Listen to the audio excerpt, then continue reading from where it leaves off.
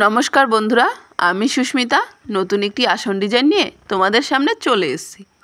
এটা আমি মাছি বানিয়েছি নাকি বলতা বানিয়েছি নাকি মৌমাছি, তোমরা কমেন্ট করে জানিও কার কাছে কি মনে হচ্ছে। চলো যাই হোক, এবার তোমাদের কি করে বানালাম সেটাই বলি। চলো, আসনের যে কোনো একটা সাইড থেকে তোমরা শুরু করবে। এখানে যে নিচের ডিজাইনটা আছে মাঝ বরাবর, এই একটা ঘর থেকে তোমরা শুরু করবে।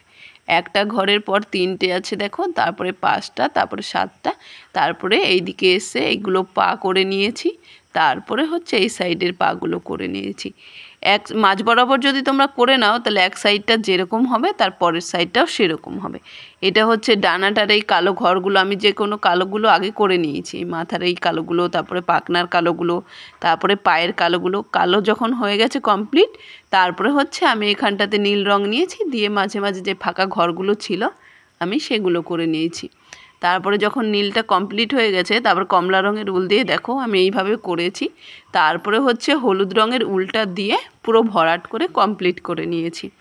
পুরো লুকটা কেমন লেগেছে তোমাদের কমেন্ট করে জানিও। আর ভিডিওটি ভালো লাগলে লাইক করো, শেয়ার করো সকলের সাথে। আর নতুন নতুন আরও ভিডিও দেখার জন্য চ্যানেলটি সাবস্ক্রাইব করে পাশে থেকো। আর সকলকে অনেক অনেক ধন্যবাদ।